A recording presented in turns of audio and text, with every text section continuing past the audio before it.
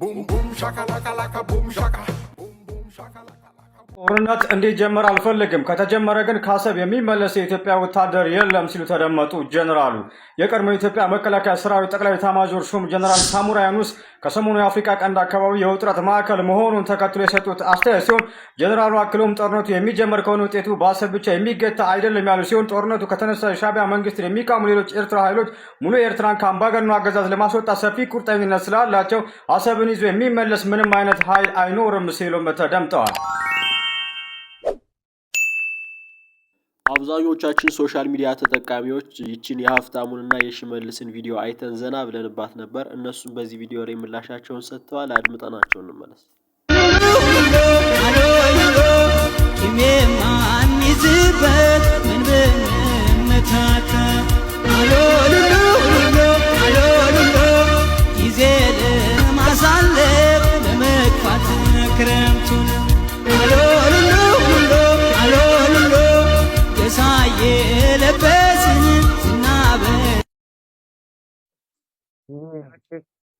እዚህ ላይ ቪዲዮውን እንግዲህ የለም እኔ አንተ ጨርስና ቪዲዮ ላይ ምላድ ነገር አለች። እኔ የእውነት በጣም የወደድኩት የሰራው ሰው በጣም ነው የማመሰግነው። የእውነት ይሄንን የሰራው አካል የሰራው በእርግጠኛነት ለመተረብ ብሎ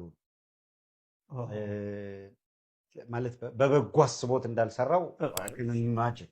ግን አንዳንድ ጊዜ በኔጌቲቭ መጥቶ የሚገርም መልእክት የሚያስተላልፋል አይደል? እንደዛ በቃ የሚገርም መልእክት ያለው በጣም እጅግ ከወደድኳቸው ቪዲዮዎች እነዚህ ግራፊክሶች በጣም ከወደድኩት መካከል በሁለት ነገር ነው እዚህ ላይ ደስ ያለኝና አድንቆት። አንደኛው የእውነት ቲፒካሊ እናቶቻችንን፣ አያቶቻችንን፣ ቅድመ አያቶቻችንን የሚመስል እኛን የሚመስል አድርገው ስለሰሩ ከልብ እናመሰግናለን። ሌላው ነገር ይሄንን የሚታየውን ጥጥ የሚፈትሉት እነዚያ የእኛ እናቶች አያቶች እንዴት ፈትሎ መልበስ እንደሚቻል ያስተማሩ እናቶች ናቸው።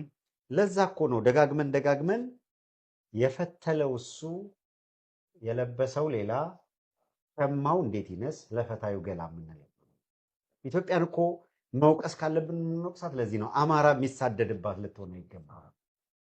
ጥጥን እንዲህ ለቅሞ አባስቶ ደውሮ ፈትሎ ወደ ልብስ ቀይሮ መልበስን ያስተማረ ህዝብ ያሳየ ህዝብ ነው ቲፒካሊ በቃ ህዝብ እና ይሄ ህዝብ ሲገፋ ማየት፣ ይሄ ህዝብ ሲያዝን ማየት፣ ይሄ ህዝብ ሲያለቅስ ማየት ለኢትዮጵያ አይረባትም የምንለው እኮ ለዛ ነው። ቲፒካሊ እኛን በትክክል እኛን የሚመስል ነገር የእውነት እሱን ሰርተው ስላመጡ ደስ ይለናል። እርግጥ የቅድም ባየነው ምስል ላይ እና በቪዲዮ መካከል አሉ ልዩነቶች አሉ። አንቺን ድሮ አርጎ ካለባበስ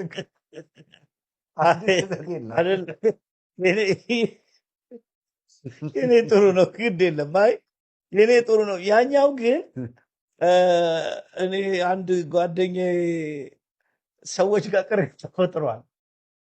እዚህኛው ላይ አንተ አትመስልም።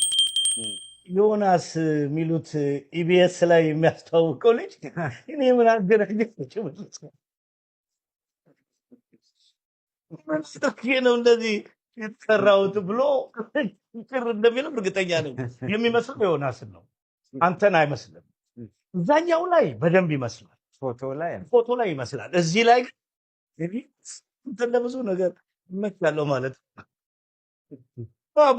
በነገራችን ላይ ይሄንን የሰራ ሰው የምር አለማድረግ አይቻልም። ከዚህ ማህበረሰብ በመውጣቴ ከዚህ ይሄንኑ ማህበረሰብ እኔንም ማስቀምጠው ግራፊክስ ሰርተውኝ ስላረጋገጡልኝ በጣም ከልብ አመሰግናለሁ። ከግድቡ ወደ ወደቡ ወደ ወደቡ አሰብ እያሉ በግልጽ ነው የተናገሩት። የባህር አይናችን አሰብ ልባችን ነው እያሉ ነው። አሰብ የምትባል ቦታ በእጅ ለመጨበጥ ደርሰናል። አሰብ የኛ ነው። አሰብ የኢትዮጵያ ነው። በታሪክም ኢትዮጵያን ውሃ አልባ አድርገህ ወደብ አልባ አድርገህ ወዳጅነት ተረት ነው። የቀድሞ ጠቅላይ ሚኒስትር መለስ ዜናዊ ስለ አሰብ ምን ብለው ነበር? ከጠቀሜታ አንፃር አሰብን የምናየው ለልማታችን አስፈላጊ ነው በሚል ነው። በጉልበት እንያዘው ብንል ግን ስንለማ ሸቀጦቻችን የሚወጡበት በር ይጠፋል በሚል ሂሳብ ያንን በር በጉልበት እንያዝ ብንል ግን የሚወጣ ሸቀጥ ማምረት ማንችልበት ሁኔታ ነው የሚፈጠረው። ክብራትና ክብራን ቀደም ሲል ያደመጣችሁት ንግግር የቀድሞው ጠቅላይ ሚኒስትርና ኢትዮጵያን የባህር በር አልባ ያደረገውን ፓርቲ የመሩት መለስ ዜናዊ ሲሆኑ ይህ ደግሞ ሚሊዮን% እርግጠኛ ነኝ ኢትዮጵያ ተዘግታ አትኖርም። ማንም ፈለገም አልፈለገም አትኖርም። የ49 ዓመቱ አብይ አህመድ አሊና ኢትዮጵያን ዳግም የባህር በር ባለቤት ስለማድረግ የሚያወራው መሪ ድምፅ ነው። ቀይ ባህር አክሰስ ያሳጣው ውሳኔ ማን ወሰነው? ካቢኔው ይሆናል ብለን የካቢኔውን ዶክመንት ብናገላብጥ የለም፣ ካቢኔው አያውቀውም። አይ የለም ምክር ቤት ይሆናል የወሰነው ብለን ብንወስን ምክር ቤቱም አልነበረ፣ ምክር ቤት አያውቀውም ወሰነው። የዓለም አቀፉ ማህበረሰብ ኖርማል አባል ሆነን መኖር አንችልም። በሰዎቹ አባባል ፓራያ ስቴት ነው የምንሆነው። በ100 ሚሊዮን የሚጠጋ ህዝብ በእግር መንገድ ርቀት እንዴት ወደ ባልባ ይሆናል? እንዴት ወደ ቤት ይዘጋበታል? ሲል አቶ መለስ አንተን ይሄን የሚያገባህ ነገር አይደለም ብሎ ጮህበት ይባላል እና ኮህን ተናግሮታል እንደውም እና በእውነት በፍጹም በኢትዮጵያ ላይ የተፈጸመው በፍጹም በደል ነው እና ኢትዮጵያን የሚወክል አልነበረም። ለምሳሌ ኢትዮጵያ ላይ የተፈጸመው በፍጹም በደል ነው እና ኢትዮጵያን የሚወክል አልነበረም። ሌላም ምሳሌ አለ። ለምሳሌ ጾረና የድንበር ኮሚሽኑ የኢትዮጵያ ግዛት ነው፣ ወደ ኢትዮጵያ መታጠፍ አለበት ሲል የኢትዮጵያ ተወካዮች አይ ጾረና የኤርትራ ግዛት ነው፣ ወደ ኢትዮጵያ መምጣት የለበትም ብሎ ተከራክረው። ለምንድን ነው እንደዛ ያሉት? ማንም የሚያውቅ የለም። አንደኛው ቁልፎብን ሄዷል፣ ሌላኛው ቁልፉን ይፈልጋል። የኢፌዴሪ ጦር ኃይሎች ጠቅላይ ኢታማዦር ሹም ፊልድ ማርሻል ብርሃኑ ጁላ ኢትዮጵያ በባሌም ሆነ በቦሌ የባህር በር ባለቤት ትሆናለች ሲሉ እንዲህ ተናገሩ። ኢትዮጵያን የባህር በር የማሳጣት አጀንዳ ባለቤት ግን ታሪካዊ ጠላት ነው። አሁንም ቀጥሎበታል። መከላከያ ሰራዊታችን እናጠናክራለን፣ ልማታችን እናፋጥናለን፣ ባህር በር እናገኛለን፣ በቦሌም ሆነ በባሌ። የፊልድ ማርሻሉ ንግግር ሲተረጎም የትም ፈጭተን ዱቄቱን እናመጣዋለን ነው የሚሉት። ወይም ከተቻለ በሰላም ካልተቻለ በጉልበት የባህር በር ባለቤት እንሆናለን እያሉ ነው። ይህ በአምስቱም አቅጣጫ ትልቅ አጀንዳ ሆኖ የቆየው የባህር በር ጉዳይ ነው። ስታሊን የመረረ ጉዳይ አለ ያለ ነው። ምንድነው? አድምጠ ነው እንመለስ። ወደ መረረው ጉዳይ እንሂድ። መረር ያለች መጀመሪያ ኢትዮጵያን የቀይ ባህር አክሰስ ያሳጣው ውሳኔ ማን ወሰነው? ካቢኔው ይሆናል ብለን የካቢኔውን ዶክመንት ብናገላብጥ የለም፣ ካቢኔው አያውቀውም። አይ የለም ምክር ቤት ይሆናል የወሰነው ብለን ብንወስን ምክር ቤቱም አልነበረ፣ ምክር ቤት አያውቀውም ውሳኔው። የለም የኢትዮጵያ ሕዝብ በሪፈረንደም ወስኖ እንዳይባል ነበርን እኛም ያኔ። የኢትዮጵያ ሕዝብ ያልወሰነው ተወካዮቹ ያላዩት ቢያንስ ከአስፈጻሚ ካቢኔ ያላየው ውሳኔ ማን ወሰነው? አንድ ገጽ ወረቀት ማግኘት አልቻልንም። እንዴት እንዳጣ ነው የሚያስረዳ ካለኝ ነገር ማን ወሰነው? ኢትዮጵያ ወደ ራቃቸው አሁን ነው ወይ አገር በመክዳት የምትከሱ ከሆነ ለምን ምኒልክን አትከሱ? ኤርትራን ከጣሊያን ጋር ተፈራርመው የጣሊያን አካል እንድትሆን የፈረሙት ምኒልክ ናቸው። በዚያ ከሆነ መሄድ ያለብን ምኒልክን ነበር መክሰስ ያለባቸው። ዛሬ እናንተ ከምኒልክ ጀምሮ በኃይለ ሥላሴ አልፎ ደርገት ማስመለስ ያልቻለውን ወደብ የወደብ ጉዳይን የኢትዮጵያ የትውልድ ጥያቄ እናደርጋለን ብላችሁ ያስቀምጣችሁት ለምን? ወደብ ከመጣ እንዳላችሁት በሰላም የሚመጣ ከሆነ በእኛ አይደለም የሚወሰነው፣ በእኛ የትውልድ ጥያቄ በማድረግ አይደለም የሚመለሰው፣ በኤርትራ ሕዝብ ፍላጎት የሚወሰነው ሰላም ከሆነ። ስለዚህ የኤርትራ ሕዝብ ራሱ ወስኖ ኢትዮጵያ ውስጥ እየመጣ ያለ እድገት ለውጥ ይበልጥ መጠቀም አለብኝ። ስለዚህም ኤርትራም ኢትዮጵያም በጋራ ማደግ እንዲችሉ እንፍጠር ካለ የሚወሰነው እኛ የትል ጥያቄ ያለብን ብለን ስላራገብ ነው አካኪ ዘራፍ ስላለን ሳይሆን የኤርትራ ህዝብ መጠቀም አለን ብሎ ነው የሚወስነው። ስለዚህ ይሄን መተው ያለብን ለኤርትራ ህዝብ አይደለም ወይ? የትል ጥያቄ ወደብ እናደርጋለን ብላችሁ ከምታራገቡት ለምን ድህነታችን ነው ጠላታችን እሱ ላይ እንዝመት አትሉም? ወደብ ቢኖረን ይጠቅመናል። ወደብ ግን የእድገታችን ዋነኛው ምንጭ አይደለም። የእድገት ዋነኛው ምንጭ የህዝባችን አቅም፣ ልማት፣ አስተሳሰብና ፖሊሲ ነው። ይሄ ነው። በዚህ ምክንያት ያለፉት ስርዓቶች ወደ ውጭ ይመለከቱ ከነበሩበት ቀይረን ወደ ውስጣችን እንመልከት። ይሄ ጥሩ ጊዜ ነው። ትክክለኛ ሬድዋን የነበረበት ዘመን ይሄ ልክ ጌታቸው በህይወት እያለ የሚናገረው ቋንቋ ላይ በጣም ብቃት ያለውና በጣም ብዙ ሰዎች የማይደፍሩት አይነት አገላለጽ የሚገልጸው ሬድዋንም በህይወት እያለ ነው። ጥሩ ስብና ጥሩ ማለት ብዙ ከነቀልቡ በነበረበት ጊዜ ለሀብት ለስልጣን ባልተገዛበት ጊዜ ህሊናው ባልሸጠበት ጊዜ የአብይ ተላላኪ ባልሆነበት ጊዜ የተናገረው ነው።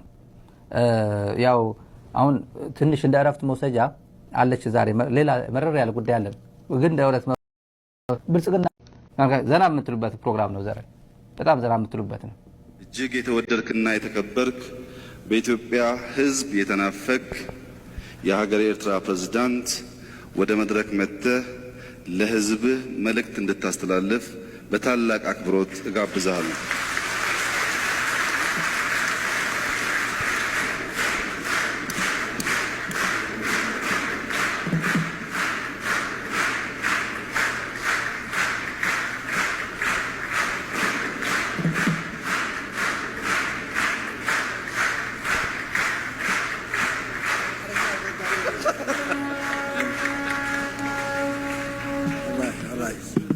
ነገ በዋናው መድረክ ላይ በአማርኛ ንግግር ስለሚያደርጉ ዛሬ አጭር ሰላምታ በትግርኛ ያደርጋሉ።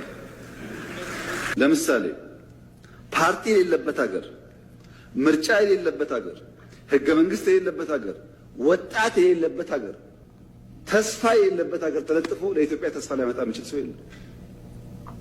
ከማን ነው የሚማረው? የእነሱን ዲሞክራሲ እንዳይል መንግስት አይታወቅ፣ ካቢኔ አይታወቅ፣ ፓርቲ አይታወቅ፣ ህገ መንግስት የለ፣ ምርጫ የለ። እዛ ተለጥፎ ስለ ምርጫ መጠየቅ አይገርምም? ግን ምርጫ የሌለበት ተለጥፎ ስለ ምርጫ መጠየቅ። ውጊያው ከተነሳ ምክር ቤት ውጊያው ከተነሳ ውጤቱ ግልጽ ነው። ግልጽ ነው ውጤቱ። ከዛ በኋላ አይሰራም። አሁን አለመጀመር ማለት ነው። አሁን ውጊያ እንትና ያግዘኛል እንትና ያግዘኛል የሚባል ነገር ሰው እንዴት ዩክሬን እያየ ፓለስቲንን እያየ ስለማገዝ ያወራል? ማንም አይሞትልህም። ኢትዮጵያ ቀይ ባህር አይገባትም የሚለውን አልሰማንም። አመሰግናለሁ። ይሄን አሁን ኢትዮጵያ ቀይ ባህር አይገባትም ያሉን አይሰማንም ማለት የሰው ሚስት እገሌ ትገባኛለች ተብሎ ይጠራል እንዴ? ይባላል እንዴ? አይባልም እኮ። ዝም ብለን መርጠ አስፋልት ላይ ስላገኛት የሆነ ወረድ ጎደር ስትል ስላያት የሰው ሚስት የ80 ባለቤት እያላት ትመኛለህ እንዴ? አይደረግም እኮ። በባህላችን አይደረግም። በዓለም ስታንዳርድ በህግም በሃይማኖትም አይፈቀድም። በየትኛውም ስታንዳርድ እኔ ይሄን ይፈቀዳል የሚል እኔ ሰምቼ አላውቅም። ያነበብኩትም የለኝም። ቀይ ባህር አይመለከታችሁም ያለን አልሰማንም ሲል ምንድነው የጊኒ አካባቢ ያለው ወደብ ማለት አሪፍ ጊኒ ወደ ኮትዲቯር አካባቢ ወደ ላይቤሪያ ወይ ጋና አካባቢ ጋና አለ በጣም አሪፍ እዛ አካባቢ አለ። ይመለከተኛል ትላለህ እንዴ? አትላንቲክ ኦሽን አይመለከታችሁም የሚለን አለ ወይ ትላለህ? የሰው ሚስት ዝም ብለህ ዘው ብለህ አትመኝም። ከየት ወዴት ነው የሰው እየተወነጨፈው? በስንት ዓመቱ ሞጣ የድሮ ወዳጁን ላይቭ ላይ ሲያገኘው የነበረውን ደስታ አይተን እንመለስ። መስፍኔ ይላል አየው ተመልከት፣ ሴቭ ላድርገው እንጂ ደህና ነህ?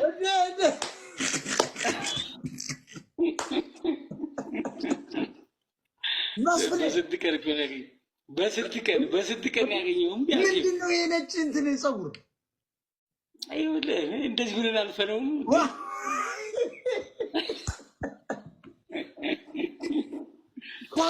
በቃ እጅና መጣ። ምን እናድርግ ሞጣ፣ እኛም ባያስረጅ ነው የሚገርመው እንጂ። መስፍኔ እንዴት ነህ? ደህና እንደምን ነህ? አባት ነው ምስሌ በእውነት ግርማ ሞገስ እግዚአብሔርን ጨምሯል። ግርማ ሞገስ አቤን እነግረዋለሁ። ቆይ ስክሪንሻት ውሰድ። በእውነት እኔ አቤን ልክለታለሁ። አቤ ዲሲ ነው ያለ፣ ዲሲ ነው መጥቷል። ታብታብ አድርጉ ጋይስ፣ ታብታብ አድርጉ። ይሄ ወንድሜ ነው ከሞታ ነው ወንድሜ ነው። ዋው ቆይ ጋይስ ታብታብ አድርጉ። ይሄ ታላቅ ወንድሜ ነው።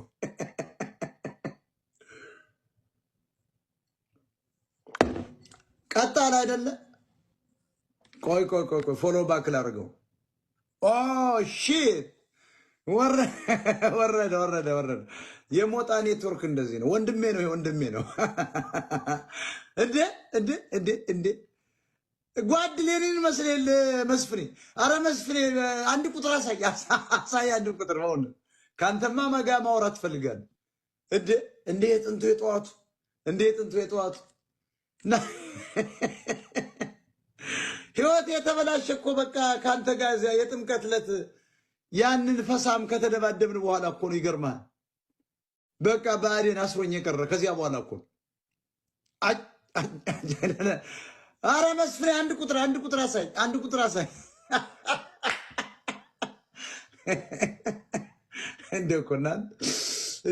እኮ መስፍን አያሌውን ሲል ማን ደግሞ መጣ ልበል? አረ ግን መስፍኔ የሞጣ ልጆች አላችሁ እንዴ?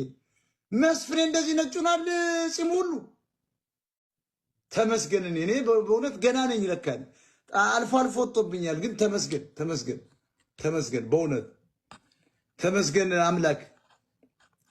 እነ መስፍኔና አባ ግርማን መስለውኝ ሰው ሁሉ ቀስሷል ማለት ነው። መስፍኔ አንድ ቁጥር አሳይ።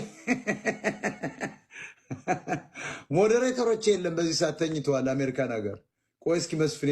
ውድ የቻናሌ ቤተሰቦች ለዛሬ የነበረን ቆይታ ይመስል ነበር። ለዚህ ቻናል አዲስ ከሆናችሁ ሰብስክራይብ በማድረግ ቤተሰብ ሁኑ። በቀጣይ በሌሎች ቪዲዮዎች እስከምንመለስ ቸር ሰንብቱ።